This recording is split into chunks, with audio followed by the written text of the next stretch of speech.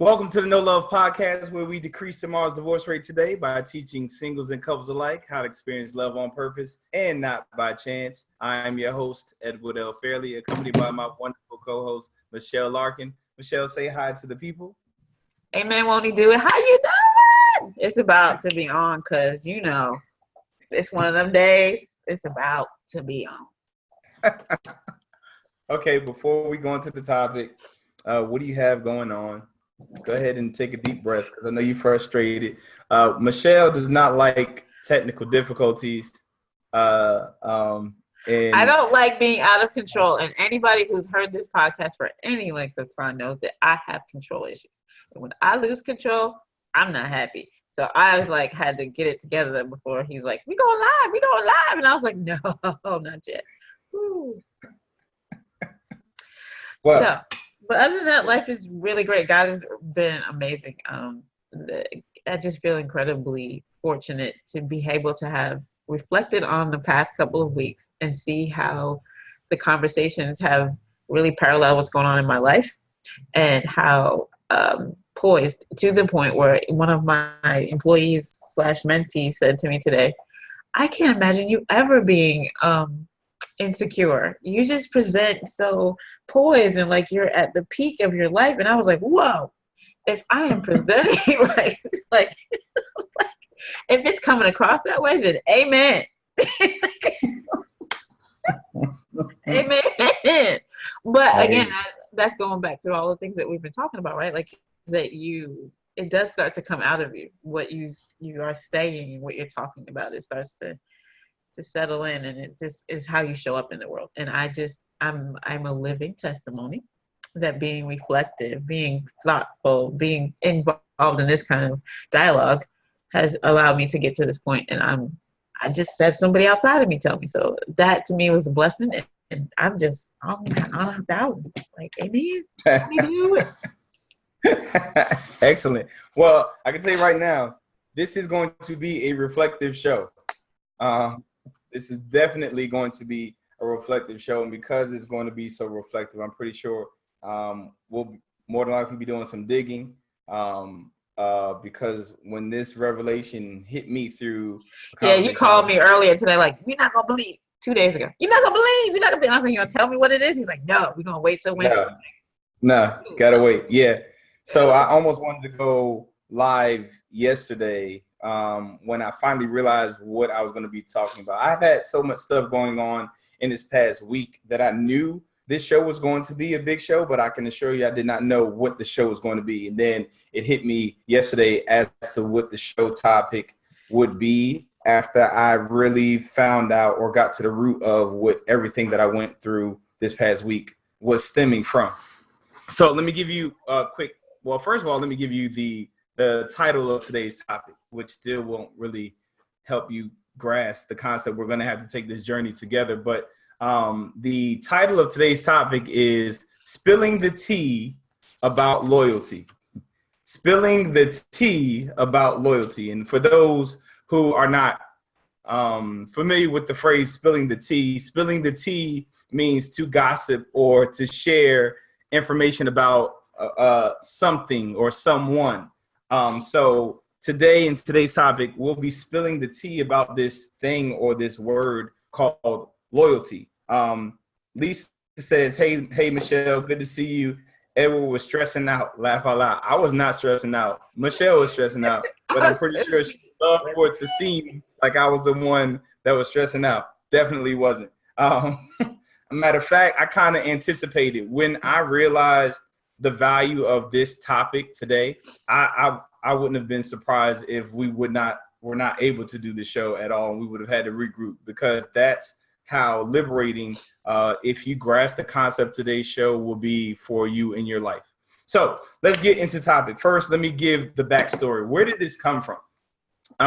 The concept, of course, I said I had a lot going on, but the revelation came from a conversation that my wife and I were having. Me and my wife were talking, I believe it was on Monday, and we were just having a conversation. The conversation topic was what it is, the things that we love about each other. This was just the conversation that me and my wife were having at the dinner table, and we talked about what we loved about each other. And my wife always says stuff, and she shares stuff that is never just, I can't just take it at surface level. It's she'll say something and I'm like, well, tell me more. You need to elaborate on that. And as we're discussing the things that we love about each other, she said, this is an interesting conversation because a lot of the things that I love about you now, I hated about you in the beginning.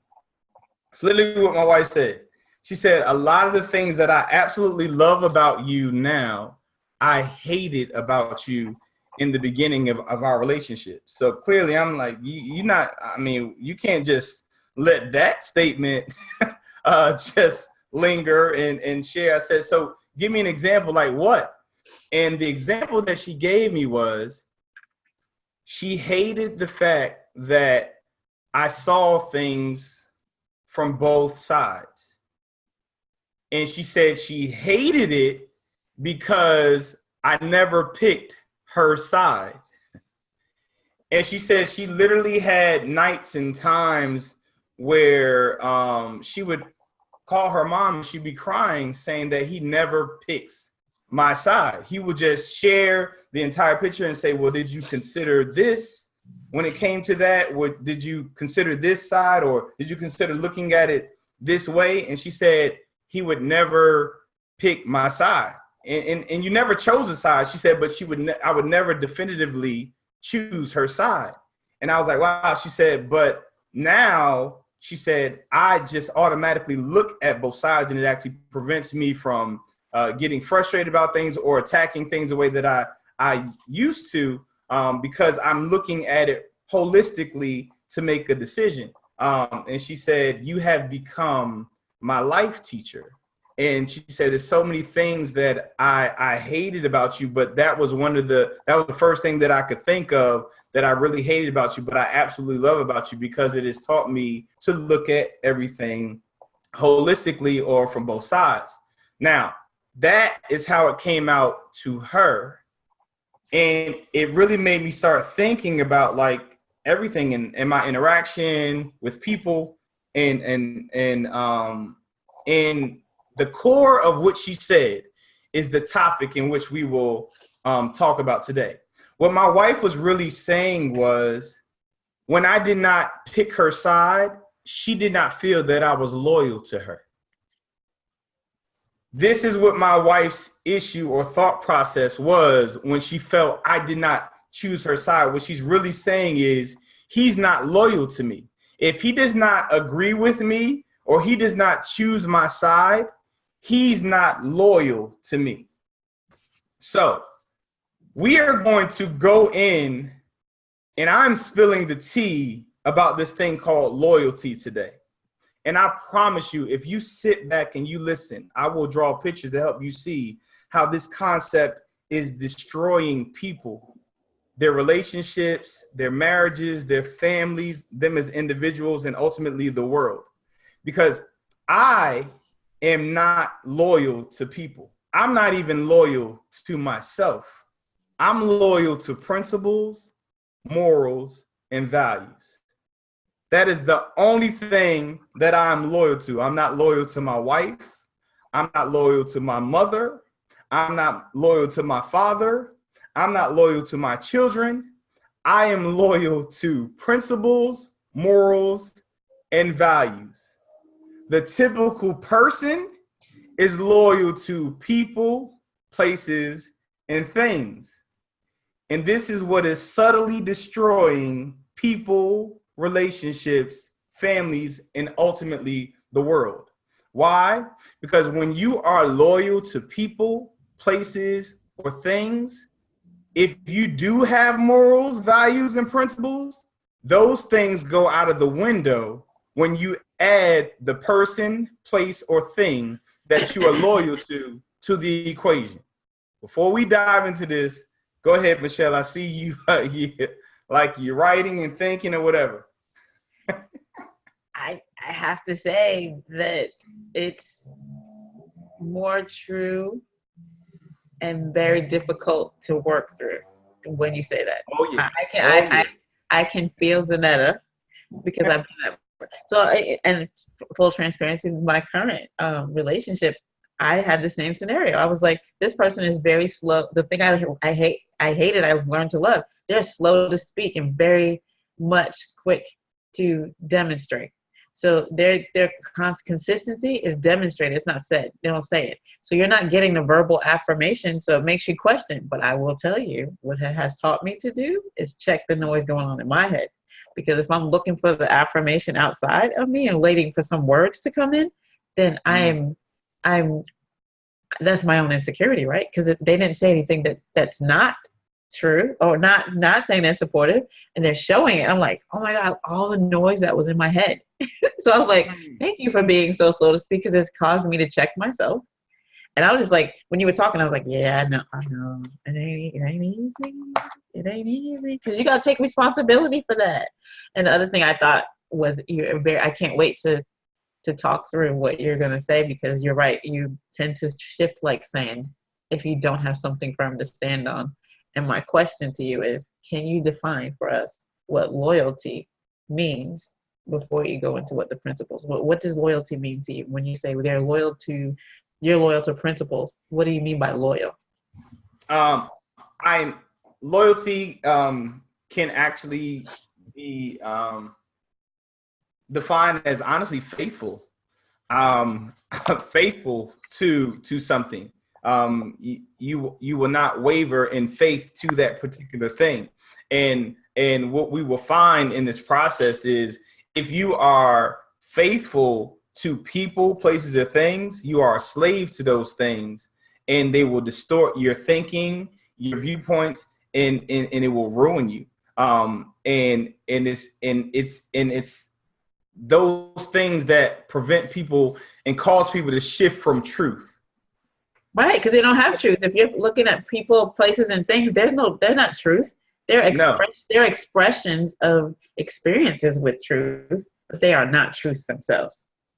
And this is actually indirectly why the foundation of the no love triangle is so imperative, because this is where you should be defining your principles, morals, and values. Get clear. That when you need to be clear in that, so that when you add a person, place, or thing to it, you do not waver and you don't shift. It's so many situations, like people talk to me and they look at me, and I get it. And they'll ask me different questions or scenarios. And they think, and they look at me like, you're so callous or cold-hearted.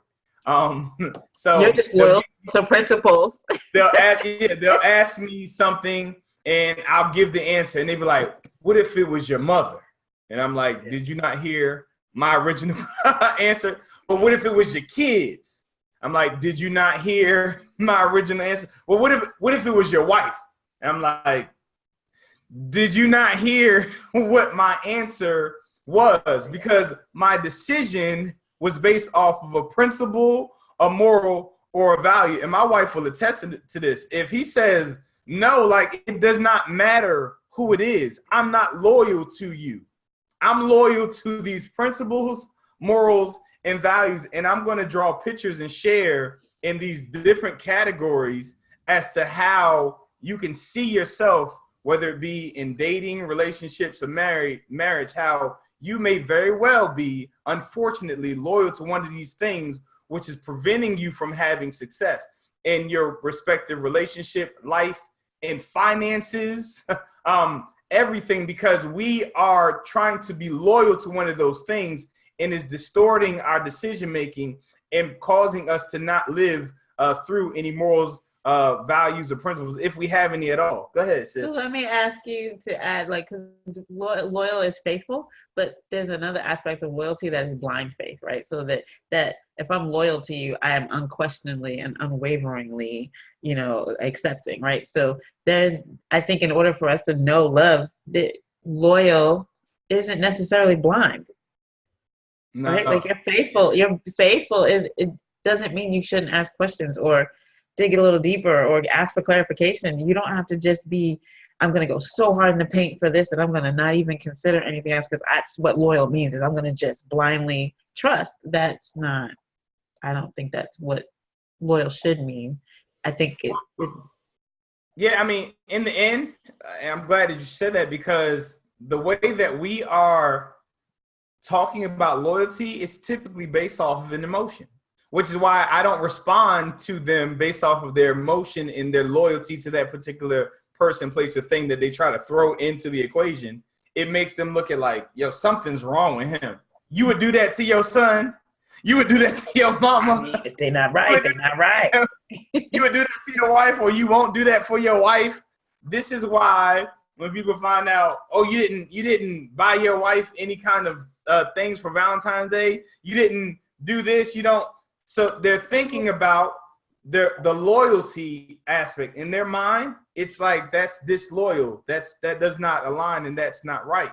And the ultimate goal of this is to shift your loyalty from persons, place, and things to actual principles, morals, and values, so that you'll be able to navigate through life in a manner with consistency and ultimately inspiration that will allow for my wife to say something like, I hated that about you, but now you've become my life coach, and this allows for me to live in an easier or lighter yoke, so to speak. Who doesn't want consistency?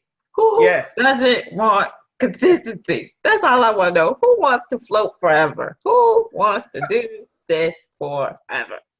Can somebody put an anchor down? Yes. We staying here. So go on and preach, bro. Go ahead. Let's break it down into the 3 categories so that people can identify where they stand in these respective categories and how it can literally be destroying them as an individual, as a person that's practicing relationships or in family and things of that nature. So first is people. People has 3 categories to it. So loyalty to people, which is loyalty to a person. And this is typically when people are dating, they find someone that they like, so their loyalty is to that particular person. And it's so unfortunate, because this is a very, very easy, hey Brittany, easy way for people who are abusive to manipulate people into abusive relationships. So 100%.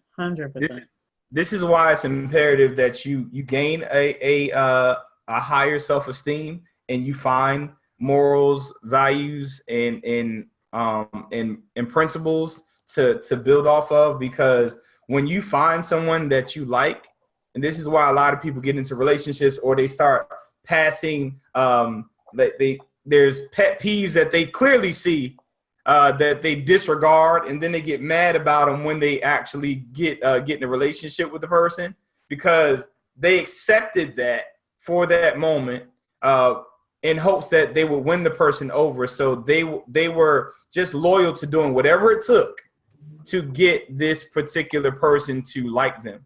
And that is just dangerous in itself. People who are dating are quite, and this actually goes with place, so I'll elaborate more on it. But let's say for now, when you have a low self-esteem and you're just loyal to, I like this person and I want this person to like me, that puts you in a predicament where you'll probably do anything for that person. This is why you're buying them all these gifts. You are putting stuff in your name on credit, buying them cars and all kinds of stuff, because you are just loyal to the thought of, I like this person and I want to do whatever it takes, because that's what loyalty is. Ride or die. You hear it all the time. I'm ride or die. Ride or die. I got your back. Okay. And that's the blind stuff I was talking about, is that I'm going to die without asking questions about where are we going? What are we doing? Why did we do this? Yeah. The other thought I had was that the loyalty to a person, and we've touched on this before, is sometimes we get loyal to obligation and expectations and historical information, right? So what our family has done and what they told me I'm going to be, and I got to go hard because I'm supposed to have a relationship. So if this is the one I like, I got to do whatever. And you're like, well, yeah, I'm out. Which allows you to be manipulated because you feel obligated to stay in something, because that is a perverse version of loyalty. Almost certainly. Exactly. Yeah. So you are loyal to that person, so that will distort your morals and values and even your ethics to get that person to do what it is that you would prefer or want for them to do. Then you have the people that are in relationships, or i.e. marriages, and it's like, if I don't do this for my girlfriend or my spouse, then she's going to be mad at me, or she's not going to, whatever it is that you're trying to manipulate him or her to do. Mm-hmm. Exactly. Emotional blackmail. It's called emotional blackmail. Yeah, There's I'm a with whole you on book that. on it. Yes. So basically, your loyalty to this, like we were talking about, my wife, she felt like, how could he not agree with me? Because you're wrong. Like, it has nothing to do with, like, just because you are my wife or my child or my friend, like, you can still be wrong. I remember the first time you told me, I was devastated. I was like, he does not care about me. He just told me he does not care about me. And subconsciously, that is because he didn't say it nice. He's like, you just wrong. I was like, whoa, okay, all right. And indirectly, all we're saying is you're not loyal to me. And that's dangerous. And I promise you, it is so subtle, and we don't realize that it's happening, and the enemy is just weaving his way in. Because it turns into betrayal. Or destruction. Oh my goodness, to destroy you in that relationship, because you are so focused on trying to make that thing that you are loyal to believe that you are loyal. So you will start doing things that don't even align with your truth. Brittany said you don't have to do anything other allow yourself to be transparent if that person really wants to be with you. That's exactly right. You can't say the wrong thing to the right person. You cannot say the wrong thing to the right person, because if you're being you, that person's going to love you. And that's the crazy thing about it. So many people are not really loved because they're presenting their fictitious person. Their representative is love. A person to like them, which means that if they like the fictitious person, they don't like you. And also means that you presented that person because you don't like you, because you were under the impression that if I was me, they would never like me. So let me act this way so that they can possibly like me. And then you get tired. Yes, exactly. So then you're in a relationship that you don't even like, and you're frustrated with them because they're trying to change you back to who you were when you finally become yourself. And it's like, you're trying to change me. No, I'm trying to change you back to what you presented in the beginning. But this is what I mean. Like, people get into a relationship and now they're mad about, and the person is like, I've been doing this since day one. How you mad that I do this? Well, because in the beginning, because you were so loyal to just wanting that person to like you, you allowed things to happen or to be done that weren't even really your truth or what is acceptable to you. Go ahead, Michelle. So the flip side of loyal is being betrayed, right? So the power to manipulate is in making somebody believe that you may betray them. So you don't. So if you don't do this, then you've hurt me, or you betrayed my trust in you, and we never want to betray. So we tend to overcompensate for that. But that's part of that. What you're saying, manipulation is like, I'm going to be loyal to you because I don't want you to think that you're going to betray me. But what is the person that's manipulative doing? Saying, I feel betrayed. All you got to do is say, I feel betrayed. You got to ace down. Like, that was not my intent. I did not mean to betray you. I did not mean to leave you. And the other part is that is abandonment. So if you're not feeling betrayed, you're feeling abandoned. So those two things are all wrapped up in loyal. If I feel like you're loyal, then you're not going to leave me and you're not going to betray me. Hello. No. If that's a lot of weight to put on somebody. That's a lot of weight to put on. I'm going to be honest with you at all 100%. times. All the time. I'm not going to lie to you. And that's what a lot of— being honest is what, going to your original statement, the things that I used to hate about you, I love about you now. Say, for example, I didn't like that you were so honest, because you didn't care about whether I was being loyal or not. You just wanted to be real. Like that can make somebody feel very uncomfortable. Yep. Which is crazy, because if you're uncomfortable with truth, you're really walking around uncomfortable daily to me.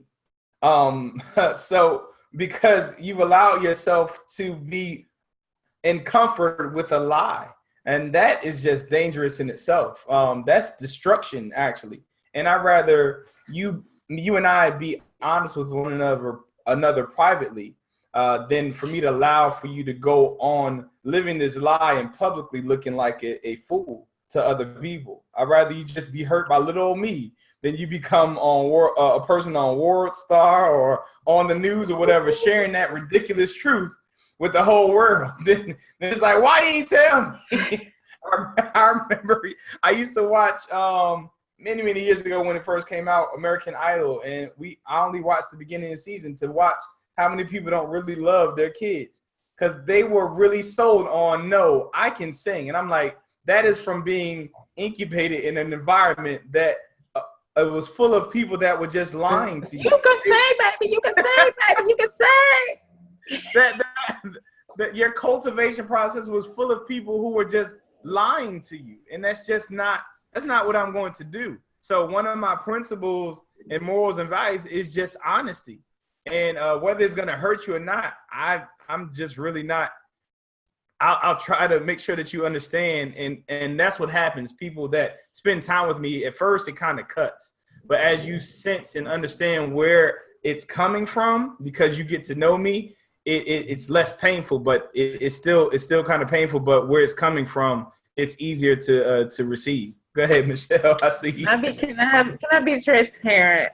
Please, One of the things that I feel makes me very uncomfortable is I know that I need affirmation, right? So I know that about me, and that makes me have to check myself, because I can give myself affirmation. But when I was in a relationship, I was looking for that affirmation. So when it didn't come, it made me believe the other person didn't care.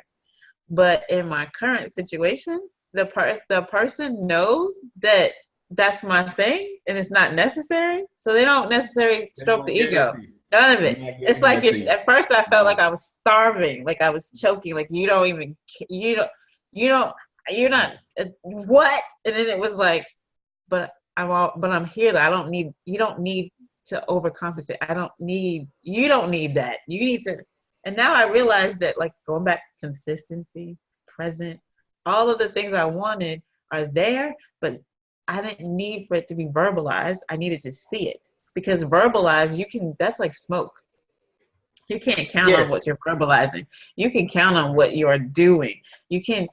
People can say a lot of things. You know what I mean? Like, you can say, I care, or I'm going to be there for you. But when you are there for me, and when you show that you care, you can count on it. Like, you can put roots down in that. And that, I hated it for a long time. Not to mention, when you get to a place of loving yourself, your love is enough anyway. So you don't need actual affirmations. And that's all that person taught you, was you think you need that affirmation. You don't. But need to know that you are loved by yourself, and then from there, typically the affirmations come automatically anyway, because you walk in. As soon as I didn't need them, because I was like, I'm fine. That's when it came. Then I carried myself like I was fine. I didn't run around going, how come you didn't tell? Yeah. What, my hair looks cute today, you didn't none of that. So then I was like, I don't need you to tell me. How about that? Yeah. I'm fine. I did it because I liked it. I did what I did because I wanted to do it. And then all of a sudden it was like, you look good. And I was like, it comes out of nowhere. Exactly. When you love you, you teach people how to love you. It's just the way it works. It's the way that it works. I'm gonna do my nails. It's so true. You won't get that. I'm gonna tell you, it felt, when you go without, it felt like you were starving. Like, you're choking me, like I cannot breathe because I was dependent on this. And you have now just taken it away from me, and I don't like it. I'm uncomfortable. But it made me have to check myself and go, well, what do I really want? Do I want this person, or do I want the affirmation? Do I want the words, or I don't want this person to be here? But then I realized, again, forces you to check your own chatter. What's going on up here?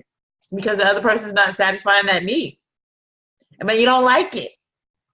And the whole point of this is so that we can start checking, like, what is the underlying thing here. So now we talked about being alone or dating or single, just being loyal to just trying to get someone in your life. So you're starting to do things that's not even you. And it's because you are loyal to the thought of getting that person. Then second is I'm loyal to my wife. You've defined that if I'm married or if I'm with someone, I'm supposed to be loyal to that person by any means necessary. I have their back. And it's like, no, that's really not a thing. You need to have some morals, principles, and values that you stand firm on. And whether they like it or not, you need to be true to those things in hopes that you have chosen morals, values, and standards that would be able to help you healthily to propel in life. But you definitely should not be loyal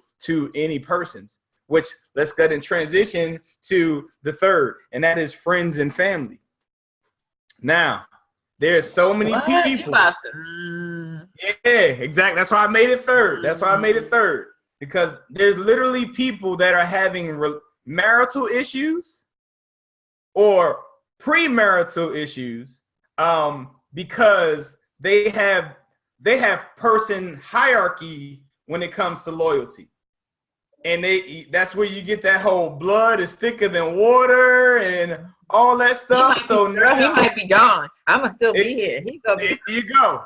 You be loyal. Exactly. So you have people whose family members are telling you don't marry that person. You shouldn't marry that person and all that stuff. And you feel pulled. And you're being pulled in every which way because that's my mother. That's my father. This is my best friend. For what this we've been together. They've been here longer than I have. They've been here longer than you have, so I have to listen to them more. That is so dangerous. It is so dangerous, and it is destroying people because they are loyal to family and friends, and they don't even realize that they have a great mate, a great husband, a great spouse, and these people are putting their family first. That ain't even biblical. I'm not even going into that from a spiritual standpoint, but they're putting their family first that they're supposed to leave to make that their own family. And they are prioritizing their family because they believe in this thing called loyalty, and it's destroying them. It's destroying them and it's destroying their relationship because you have no morals and no values and actual standards to stand on in order for you to, or principles to stand on, in order for you to make the right decision for your own family or your own relationship, because you are so loyal to this concept of family when your family is wrong, when your friend is wrong, and you should be loyal to whatever principles that you stand upon. I see you in deep thought. Go ahead and share, Michelle. Hey, what are your thoughts on the fact that people, me, may have confused loyalty with love and misconstrued the two, and thinking that loyalty actually is love? That's so good. That's so good because it's easy. They are akin to each other. They're close, but they're not the same. No, that's so good. But I can see where it can be when you talk about family and being loyal to family, because people typically in that situation totally turn the words back. They're the same word. Yeah. Loyal and love are the same thing. So if you're saying that's how sneaky it is. That's how subtle it is. And this is what I mean by that's the exact same concept. The concept is the same when you're talking about being in a relationship with a person or dating someone that you like. If I really, really liked him, and they'll even say it, if you really, really love me, you would do this. If you really, really love me, you would, you know what I mean? You claim you love me, but yet you want this. It's throwing that and using it, that subtle but they're loyalty. saying that if you love me, you would put me on a pedestal, or if you love me, you would prefer me above someone else, or my needs above someone else, even your own. And that's not really love. That isn't. Right? That's because but that's what it sounds like. If you use it that way. You sound like if you love me, then you will make me number one, and you will make me better than everybody else, and you will everything I need, you will give to me because you love me. But that's that's not love.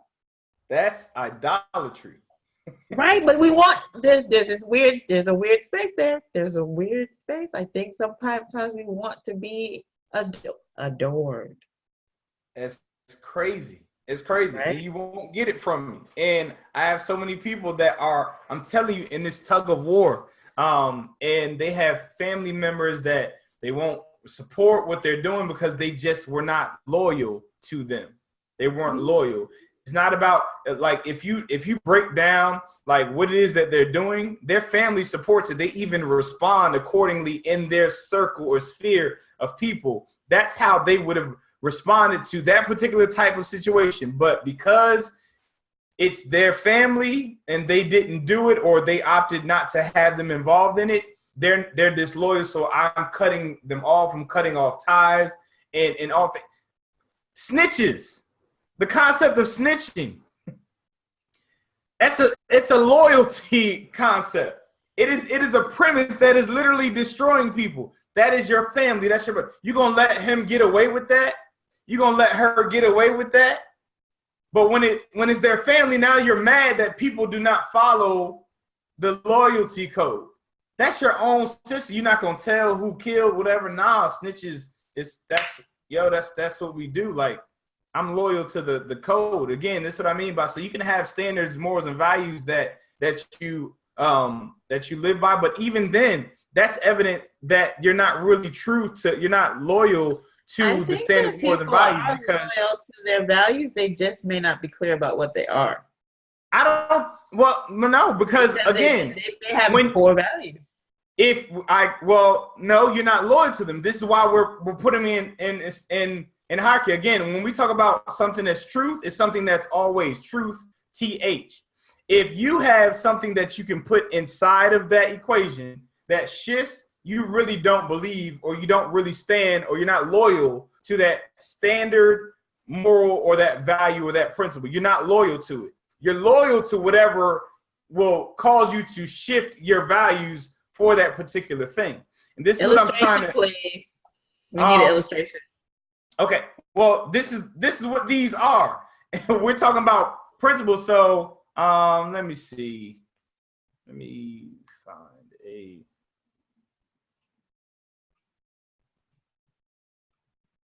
I don't know. Give me an example of something like you know for sure that you would do. Tell me you wouldn't. Go ahead. I'm sorry. Go ahead. Not like a value. Like, so if you have your value might be, I value family. Okay. Right? People hear this all the time. When I make my statement, well, we haven't been there. We haven't been here for a while, but you know our routine, God, family, business. Mm-hmm. When I say God, family, business, that's literally moral values, principles, and morals that I stand on. What that basically means is, from a spiritual standpoint, if God speaks to me and asks for me to do something, I will share that with my wife. If she does not agree with it, that's not my problem. I shared what God asked of me, and I'm going to follow through with it. And there's no negotiations whatsoever. Then comes family, which is my wife and my kids. If my wife says she needs me, what's under that is God first, family, then business. What's under that is my wife, if she really needs me, I'm calling my boss or my job and I'm saying, hey, my wife needs me for such and such and such and such. And my boss says, well, we're understaffed and we need you here that day. I'm sorry that you thought that this was a negotiation or anything like that. I've literally said to bosses that I've had, God, family, business, after I made decisions. And they were like, what? I said, God, family, business. This is not a conversation. I'm letting you know I'm not going to be here for this particular thing. You can take my job. I can be fired. I don't care. I'm letting you know that you need to figure out something because my wife or my family needs me. I don't care if I don't have enough care time or sick time or leave time. This is my wife's time that she's getting because she said that she needs me. So therefore, you need to do whatever you need to do. There's no wavering that. Then comes business. Now that means if my business needs me and there's something else like ministry, a hobby or whatever, and those two schedules conflicted and my job needs me here, but I have some other type of hobby or activity, and I'm like, I'm sorry, man, I can't make it. I have to work that day. Sorry that you want me here. I have to work that day. This is me prioritizing. And when I say God, family, business, God has literally told me to leave my job and trust in him, and I've left it. I quit my job, and my wife's like, what are we going to do? We have a third baby on the way. We have a mortgage. You're the breadwinner. I'm like, I don't know. God told me to leave the job and trust in him. And this, I'm not making this up, literally is one of the things that catapulted what you are experiencing now, which is no love. I listened to what the Spirit of God in me told me to do. It was uncomfortable. My wife hated it. It was a serious wilderness for about 6 months that I had to go through. But it helped me to get to a place that I wanted to be. But it caused such a strain in a relationship with my wife because she just could not understand and grasp, which is something that I could understand. Her not like, you're the breadwinner. We have a car note, we have a mortgage, we have all of that stuff. And you're going to tell me that a voice, God told you to leave your job and trust in you? Yes, that's exactly what happened. And I'm leaving. I put in my 2 weeks notice and I was gone. And I was without work for like 6 months, and he provided, which in turn caused her to have new faith. And now anytime I say God told me to do something, she's like, well, then when are we doing it? But if it had not been for me to principles, morals, and values, she would not have gained that faith, nor would we have been able to gain what God has given me because he sees that he can trust me with what he asked for me to do as I move forward. Is that a good enough analogy or explanation to show what I mean? It is, and it does beg the question, and going back to maybe I didn't ask correctly, but one of the things I do when I work with people is who are uncomfortable in transition, who are under stress because they can't make a decision. One of the roots of stress is not making a decision, is they don't know what they believe. They don't know what their principles, morals, and values are, so they can't make a decision, and that causes a certain level of uncertainty. And so what I'm getting at is that it takes a wilderness experience, something to make you focus on it. You are uncertain in a relationship when you don't know what you believe and what your core values are, what you are not going to tolerate, or what you have decided are your truths. You become like water, and you do adapt, mold, find yourself constantly being a chameleon in different relationships because you haven't just determined what steady state is. You haven't determined what home base is. What is comfort? What is truth? What is your center? Because then you just start molding yourself to whatever is around you, and then it starts to get like water. No, you're definitely, you're a puppet, and if you are loyal to people, places, and things, you are a puppet to the thing in which you are loyal to.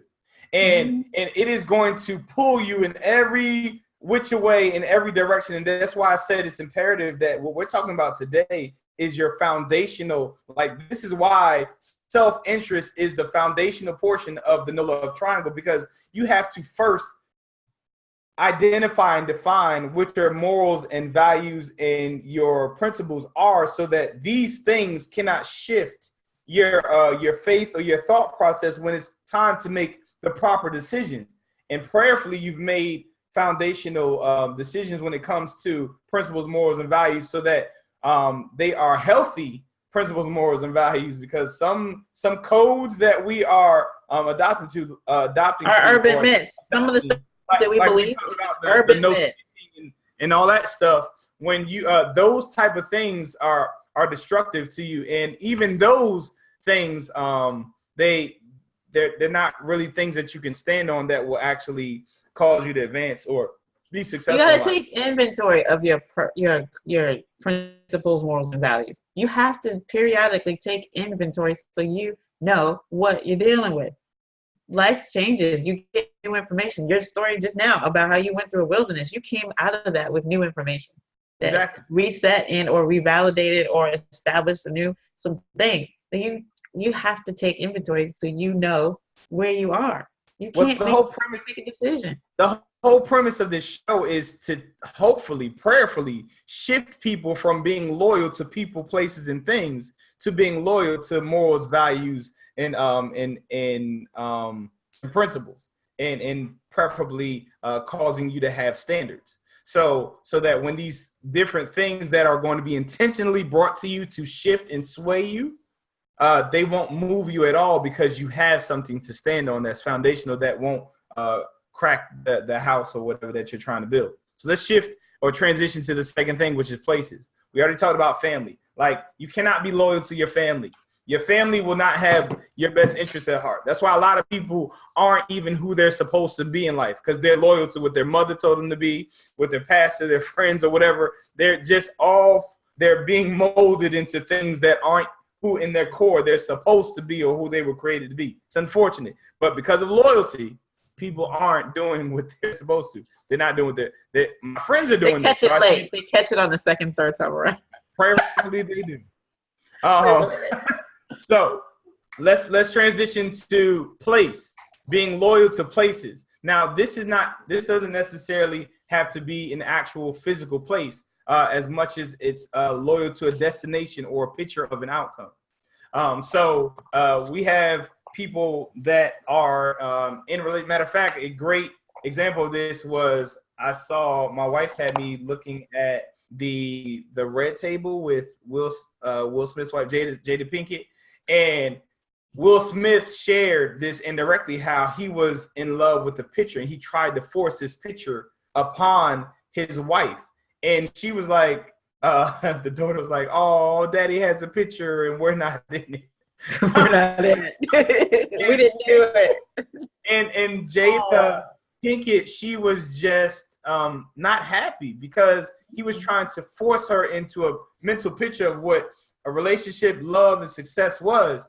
And because of that, it literally was destroying his family. And this literally can destroy a family. And people they're loyal to visions of how their wife should act or respond, or how their husband should act or respond. And they're loyal to the vision of what a married couple should be doing. So they're spending money on vacations and things that they cannot afford because their spouse or the vision that they had. And this also it coincides with the whole person. Well, my wife said she wants this car, or my wife said she wants, or her husband said he wants this boat or truck, or my wife said we should have a trip every year. Like, is that affordable?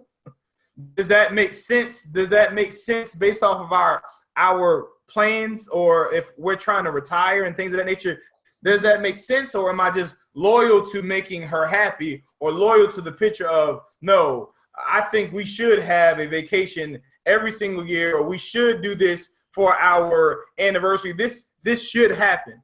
I know so many people, and I even have family members that they're like loyal to a picture of having a party for their maid, or this is a milestone birthday or whatever. So they go all out, and then the next month they're asking for money to pay a bill, or they lost their car, or they get evicted because they're trying to match or create this daggone image, social image disorder. You're exactly right, Thomas Wiggins. He also shared earlier, it's your manhood. She was checking to see if you really believed in your guidance from God. That's a game changer in relationships. So if you are loyal to these things, they can literally destroy you financially. They can destroy your relationship. They can like these mental pictures. Go ahead. You got your hand up, Michelle. Go ahead and share. I am divorced because of the picture that my husband was married to. I couldn't make it work.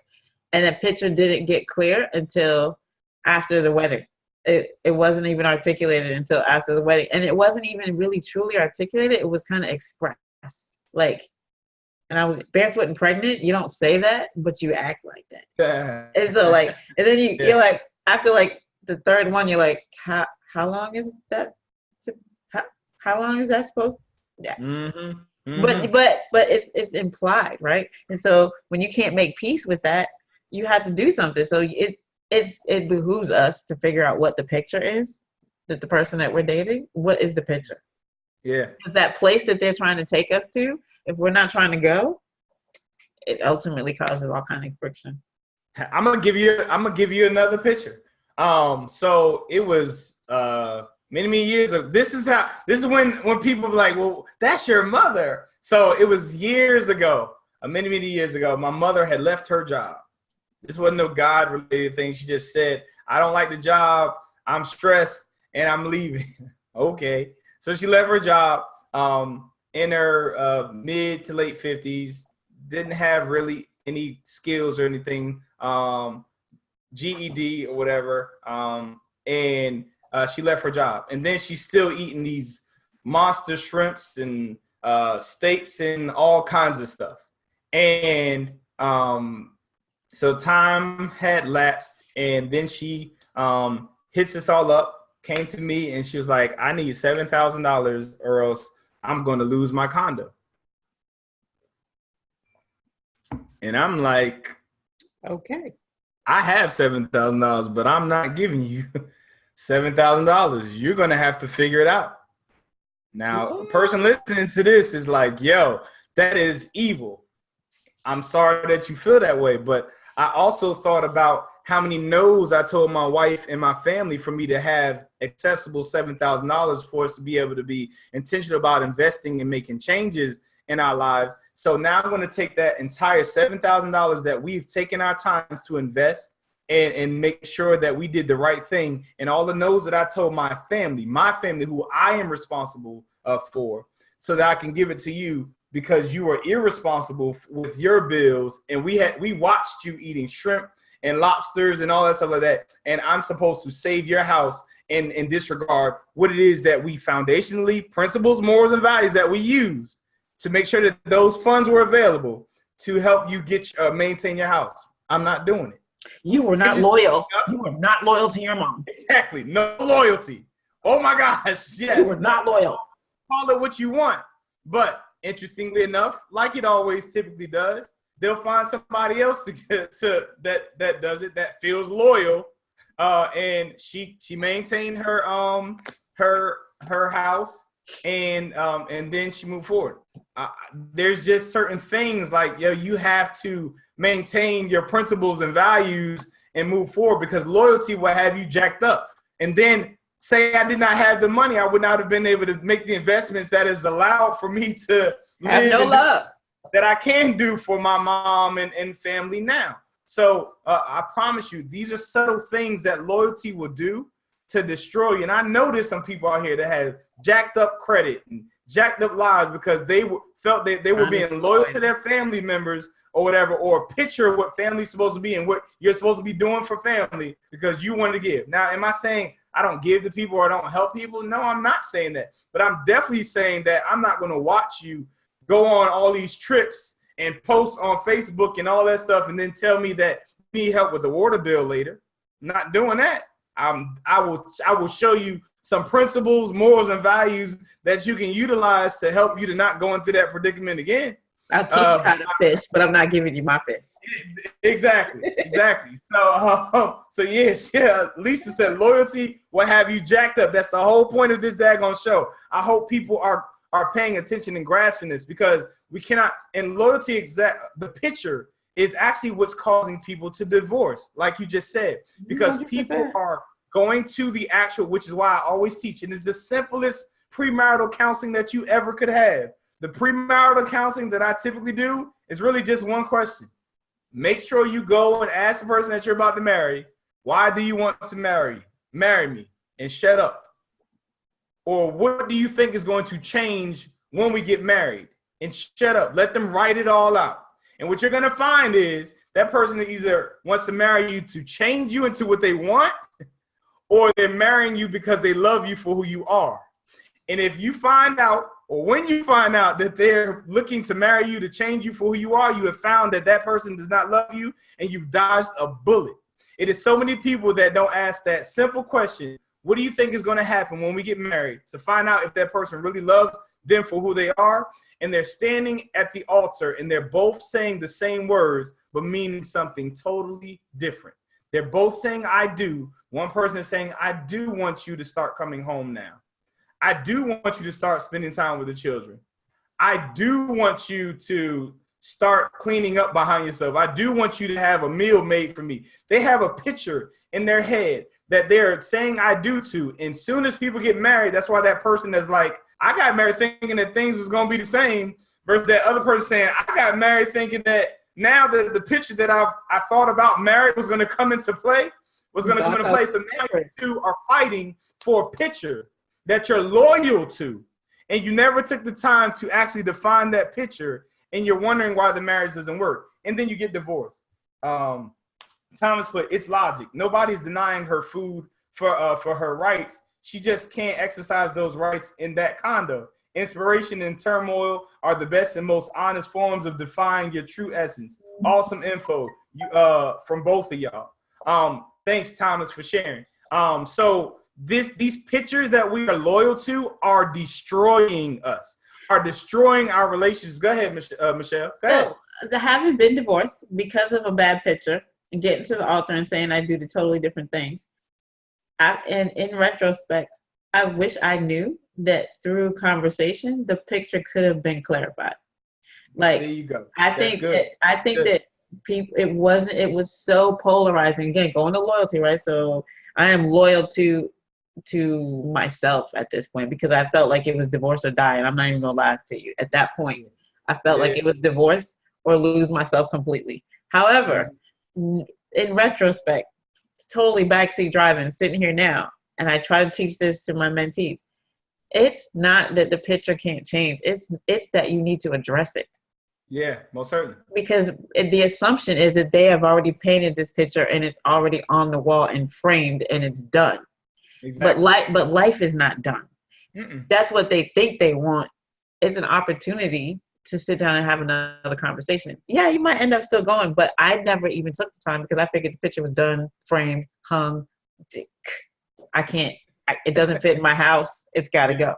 Like, yeah. But I don't believe that now. I think that with these type of conversations, if you're in a relationship, it's an opportunity to say, I think that's what is hanging on the wall. Am I right? Is right? Exactly. So then a dialogue, and you get to either fix it or decide, you know what? You never really loved me, and we need to sever. We need to sever. Like, you did not marry me.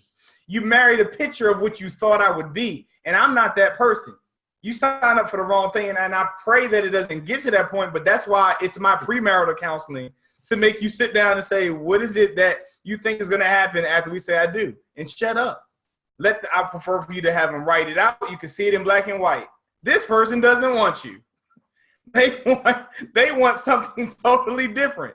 And it might be hurtful, it might be painful, but it's less painful than you spending many, many years of investing time, love, sex, children, house, investments in a person that does not want you.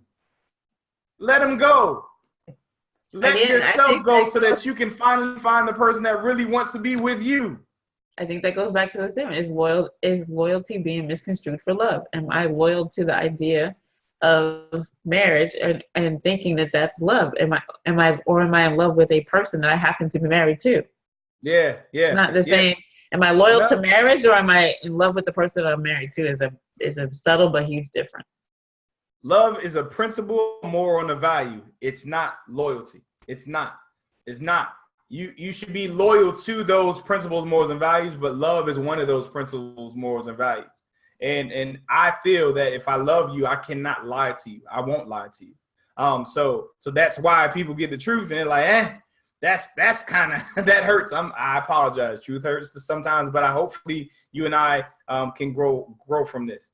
So let's go to the last thing. The last thing is things. We took care of people. We took care of places. Places don't have to be a physical place. though people spend a lot of money on physical places to match a picture. But it's typically a destination or a picture of an outcome that you're trying. So you're loyal to that, which prevents you from taking the time to have a conversation about, whoa, wait a minute, I am fighting for this, but are you fighting for this? Because if you all are one, it's easier to have one head and two tails, but you will end up starving if you have two heads and one tail, because this person's trying to eat over here, that person's trying to eat over there, and neither one of you all eat because you're pulling each other in two different directions. Not gonna work. Divorce or just a tragic relationship.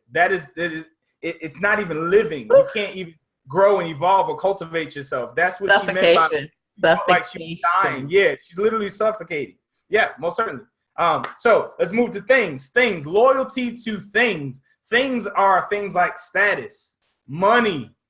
And this is subtly destroying relationships because people are so loyal to this thing called money or status that they think because they've accomplished it, the persons or the family members that are reaping the benefits of it are taken care of because you've provided them with presents, presents, when they really want your presence, presence.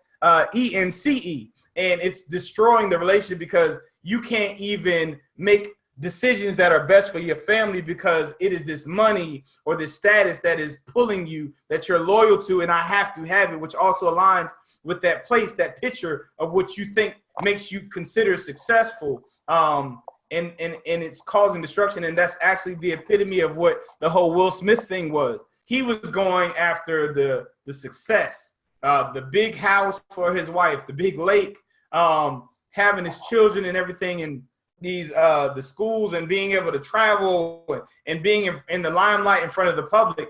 And his family did not feel like an actual family. They just felt like pawns that were moving in the game or strategized plan that he had in this picture. And it left them not feeling loved or cared for at all. And this is what loyalty to status and money is. I see it all the time. You see prestigious pastors or whatever. I just recently went to a funeral. I've seen funerals where they're giving all of these accolades about the person who has passed, and the people that are in the family are like, I'd never seen that man or that woman a day in my life. All those things that you experienced about my father or my mother, that is not what went down in my household. That is not what he practiced or she practiced when it was with us.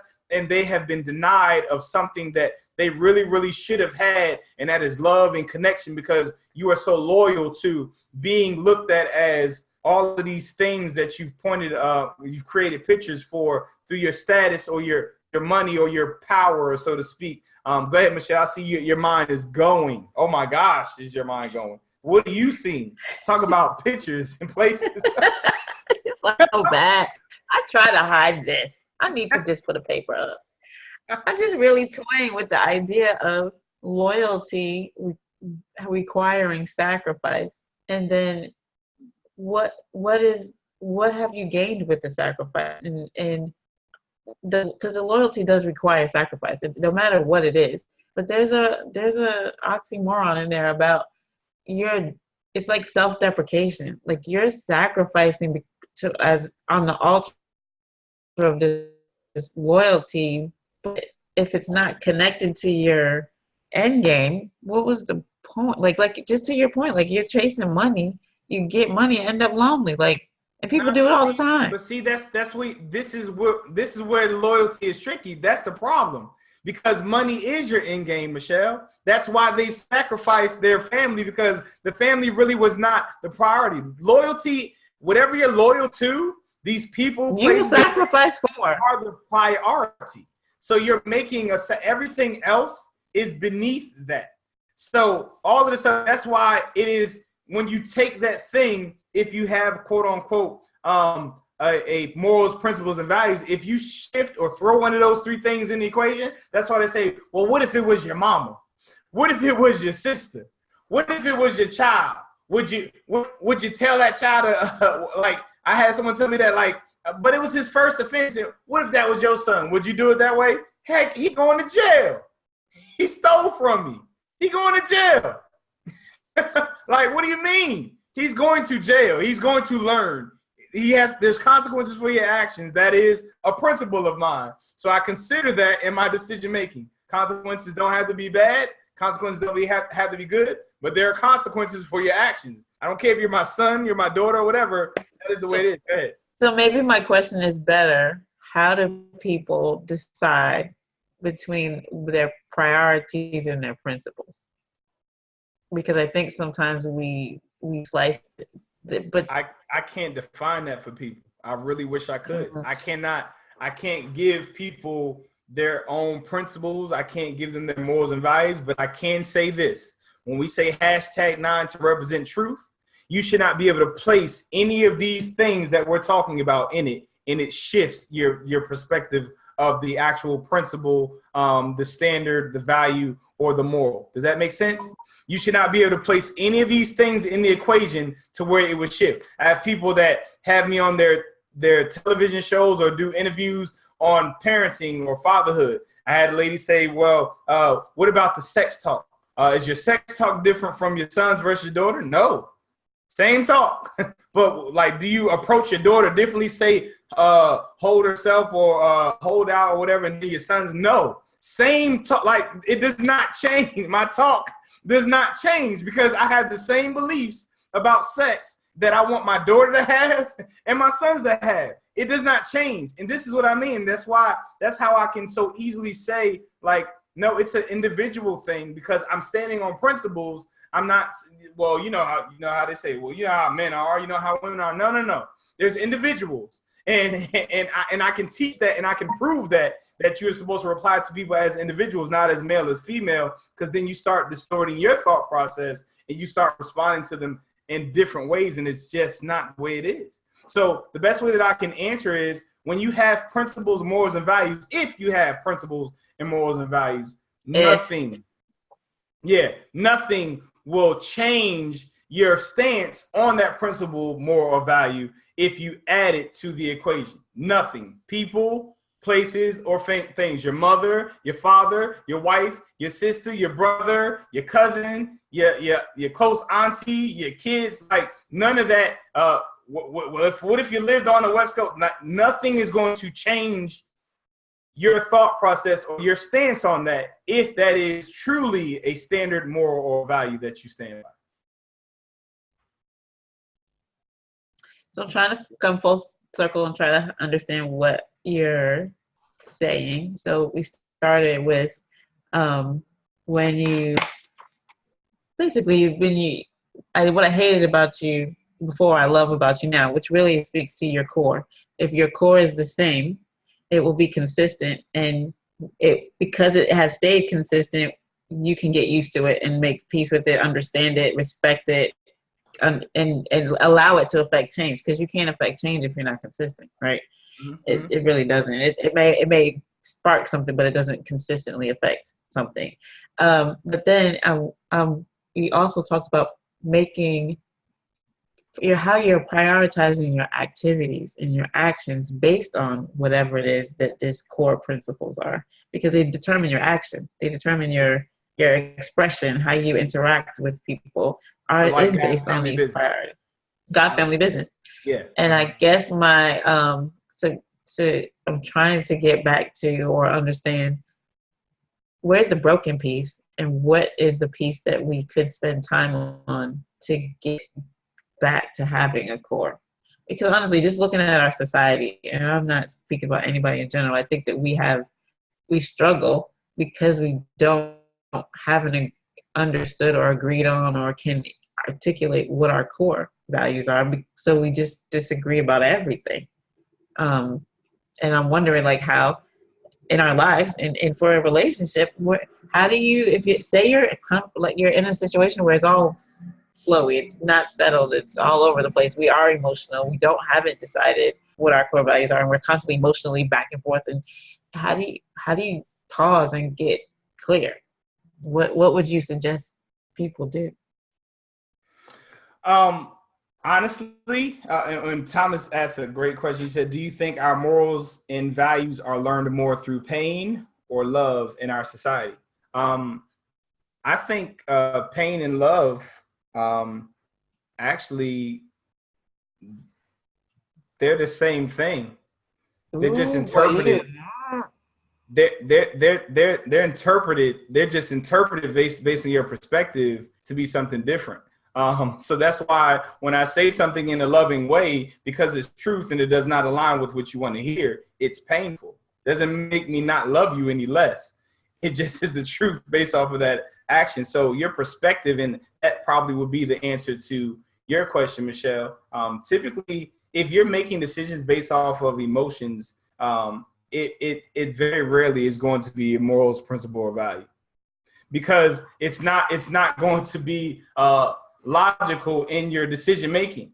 And the way that people are easily influenced is if you can tap into their emotion. So, which is why I typically, when I'm speaking with people, I will make a drastic statement that goes way left to take them out of their emotion so that I can talk to them. Like my daughter, she'll say something. She'll say something like, "It is just so dark." She'll say like it can be random, and she'll say something like she's down or dark or whatever. And I'm like, "Well, kill yourself then." And she's like, "What?" Yeah. And then her mind shifts and she says, "What?" And I'm like, "Exactly. Is it really that deep?" And then she starts thinking about the particular situation, and because I've snatched her out of her emotional state, and she starts thinking, and now she can shift and have a perspective and a thought about the real situation at hand, and then we can move forward. Principles, morals, and values, the best way I can answer as to how you gain them is to live and be. And what we try to do is we try to protect ourselves, prevent ourselves from living and being. So that's why it's so important to have dating and all that stuff like that, so you can really find out what you like and dislike and things of that nature, so that you can actually build an actual core of morals, values, and things. But if you have no experiences, you have nothing to determine what is good or aligns with your core. Because I can assure you there is a core and belief inside of you. Oftentimes these values have been taught to you, and now you have to, as where you are, assess them and say, hold on, my mother told me that, but this just doesn't make sense. It's just like that story, where the young lady who was making the ham for her husband, and she cut the butt of the ham off and threw it in the trash, and then she baked the ham, and the husband's like, that was a big piece of ham. Why in the world did you cut that thick piece of ham and throw it in the trash? We just wasted a whole bunch of meat. And she was like, I don't know. That's how my mother taught me how to do it. So she cooks the ham, and then she finally gets to a place where she meets with her mom and asks, well, why is it that you cut the butt of the ham off and you threw it in the trash? And her mom says, oh, that's easy. Our pan was never big enough to hold the entire ham, so I had to cut the butt off and throw it in the trash. So she learned a value or a principle or morals based off of not enough information. So I would challenge you to question your thought processes and get to the root of why you do things at a logical standpoint, and also find out why things offend you or hurt you, so that you can get to the root of what that is and determine as to whether that is helping you or hurting you, and whether that's really truth or not. Because it should be consistent no matter where you place yourself when it comes to that particular interaction or experience. And I would just add that if you find yourself having a rub or discomfort in a particular area over and over again, it's most likely bumping up against one of your principles, morals, or values, because one that you're supposed to learn. One that you're supposed to learn. Like you're overriding something that you know is truth, and you're doing something, you're overriding it. It's causing discomfort. It's usually a trigger for you to check in and see, why do I keep doing the same thing over and over again? Yeah. And I promise you, as we conclude, that once you finally find and define your principles, morals, and values, it's going to be difficult to fight against the things that you at once were loyal to. But it will get easier as you move forward, because it wasn't always easy to say no to my mother. It wasn't always easy to say no to my wife. It's not always easy to say no to my children. But when I know that me saying no or me not doing what it is that they want is for their benefit, because I understand the principle of what it is that I'm doing, that allows for me to have peace in my decision making, whether they act out, don't want to talk to me for a few days or not, because I know that my decision making is with their best interest in mind. And typically, when we get to a place of loyalty, the things that we're doing aren't ethical. They're not helpful to that person nor your particular situation, and you kind of feel it in your gut, like, man, I really shouldn't be paying for this trip. We probably shouldn't be doing this. Like, you feel it, and when you have that feeling, you need to sit in it and be honest with it and make the right decision. So that's in the end, what I would hope for people to take away from is to challenge what you are loyal to, and if it's people, places, or things, shift your loyalty to principles, morals, and values. Anything else, Michelle, you want to add? I would say the end result of that self-reflection, the evaluation, and the resulting action is actually what it means to find your voice. Certainly. That is your voice. When you can say yes or no with an authentic certainty that I have made it based on what I believe and know is truth, and to benefit from a loving space, that's your voice. And it's a powerful voice, and it's worth finding. Yeah, and you should definitely be true to that. What I can say without thinking or questioning is, if you ask multiple people about me, about the same particular thing, they're all going to say the same. They're going to come to the same conclusion. It's not, it depends. And one thing I say, and again, this whole thing, this revelation for me was really, really deep, because it's something that I do, but I never really thought about why it's been so great to me. Why it has inspired my wife to change or shift in her thought process, and for her to make a statement like, I am her life coach. Do you know how fulfilling that statement is? That is huge for your wife to think of you as their life coach and their teacher, which was literally her words. So with that being said, I'm praying that you find your voice so that you can inspire others to love themselves and live by their truths, which in turn will allow for them to be surrounded by people who really love them, and love will continue to evolve until we saturate the world. And so until we meet again, as usual, I really, really appreciate your minds and time. I pray that this blessed you. I really hope that you meditate on what it is that we discussed today, and you found yourself in the different places, because I know for a fact that a lot of you are loyal to family, loyal to places, loyal to things, not even realizing how it could literally be destroying you, your life, your relationships, and ultimately the world. So again, with that being said, I love you all dearly. Y'all be safe until we meet again. Peace.